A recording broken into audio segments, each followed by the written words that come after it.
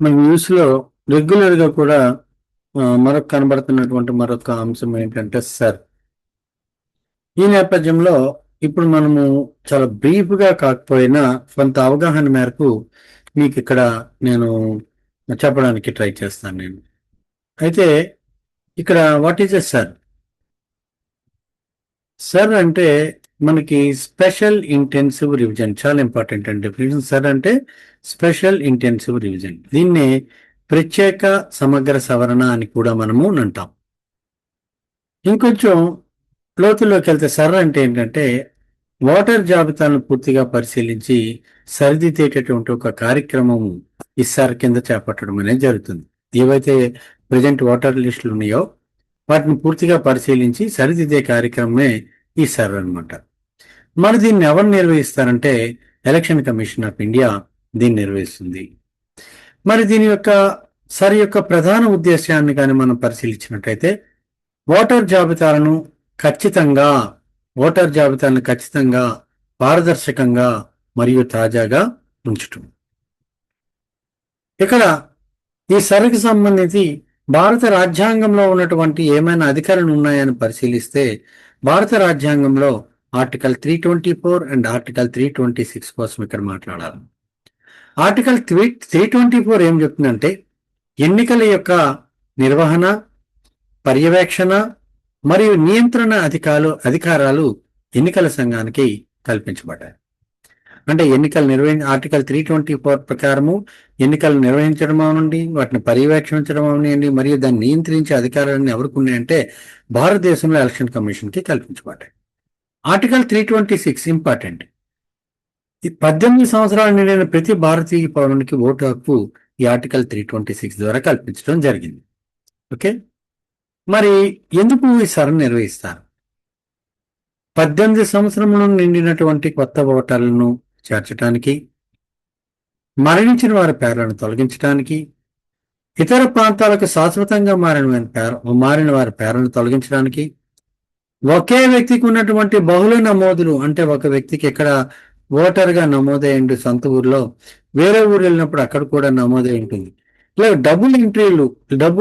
Multiple ఎంట్రీలను తొలగించడానికి, ఇంకా పేర్లోని కానీ, వయసులో కానీ, లింగంలో కానీ, చిరునామాలో కానీ ఏవైనా వివరాల తప్పులు ఉంటే వాటిని సరిచేయటానికి ఈ సర్ అనేది మనకి ఉపయోగపడుతుంది.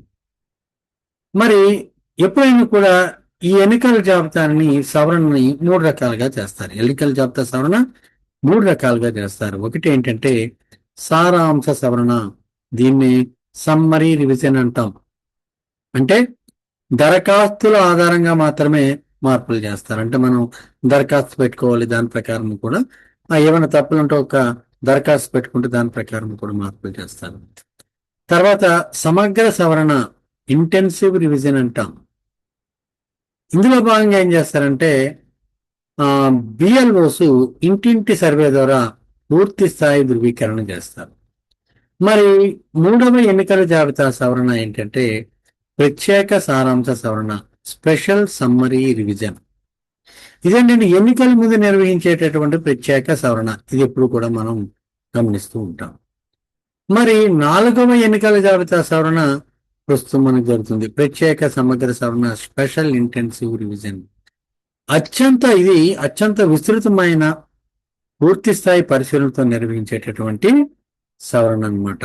ఓకే, సో ఈ ఫారాలు, ఇందులో నుండి ఎన్నికల జాబితా తయారీలో ఉపయోగించే ఫారాలను ఒకసారి మనం చూసుకుంటే ఇక్కడ ఫామ్ 6 అనేది కొత్త ఓటర్ నమోదు చేయడానికి వాడతాం. ఫామ్ 6A అనేది విదేశాల్లో నివసించేటటువంటి భారతీయులకు నమోదుకు, ఫామ్ 7 అనేది తొలగింపు, ఫామ్ 8 అనేది వివరాల సవరణకు, ఫామ్ 8A అనేది అదే నియోజకవర్గంలో ఉన్నటువంటి వ్యక్తి యొక్క చిరునామా మార్పుకి ఈ ఫారాలు మనం ఉపయోగిస్తూ ఉంటాం. మరి ఈ సర్వల యొక్క ప్రయోజనాలు ఏంటి? వల్ల ప్రయోజనాలు ఏంటి? 3 రకాలుగా విశ్లేషిస్తే ఓటర్లకు ఉన్నాయి, ప్రజాస్వామ్యానికి ఉన్నాయి, ఎన్నికల నిర్వహణకు ఉన్నాయి. ఓటర్లకు వస్తే ఓటు హక్కు పొందే అవకాశం ఉంటుంది. 18 సంవత్సరాలు నేను ప్రతి ఒక్కరికి ఓటు హక్కు పొందే అవకాశం ఉంటుంది. ఈ సర్వల్ల స్వయంగా బిఎల్ఓ ఇంటికెళ్ళి వివరాలు సేకరిస్తాడు కాబట్టి సరైన వివరాలు నమోదవుతాయి. ఇది చాలా సులభమైనటువంటి ఓటింగ్ ప్రక్రియ. ఇంకా ప్రజాస్వామ్యానికి ఏంటంటే ఏవైతే బహుళ ఓటర్ కార్డులు ఉంటాయో, మల్టిపుల్ ఓటర్ కార్డులు ఉంటాయో వాటిని తొలగించడం వల్ల ఏంటంటే దొంగ ఓట్లు తగ్గుతాయి. దానివల్ల స్వేచ్ఛాయుత ఎన్నికలు జరుగుతాయి. ప్రజల్లో ఎన్నికల పట్ల విశ్వాసం పెరుగుతుంది, ఎన్నికల నిర్వహణ పట్ల విశ్వాసం పెరుగుతుంది. తద్వారా ప్రజాస్వామ్య వ్యవస్థ బలోపేతం అవుతుందని చెప్పచ్చు. ఇంకా ఎన్నికల నిర్వహణకు సంబంధించి నకిలీ ఓట్ల నివారణ జరుగుతుంది, ఖచ్చితమైన ఓటర్ జాబితా జరుగుతుంది. తద్వారా పారదర్శకమైనటువంటి ఎన్నికలు జరిగేటటువంటి అవకాశం కనబడుతుంది. దీనికి ఒక చిన్న విశ్లేషణకి వెళ్తే, సర్ అనేది ప్రజాస్వామ్యానికి మూలాధారమైనటువంటి ఓటర్ జాబితాను ఖచ్చితంగా ఉంచే ప్రక్రియగా చెప్పుకోవచ్చు. అంటే ఏదైతే డెమోక్రసీ ఉంటుందో ఈ ప్రజాస్వామ్యానికి, డెమోక్రసీకి మూలాధారమైనటువంటి ఓటర్ జాబితా, ఏదైతే ఓటర్ లిస్ట్ ఉంటుందో దాన్ని ఖచ్చితంగా ఉంచేటటువంటి ప్రక్రియ అని చెప్పుకోవచ్చు.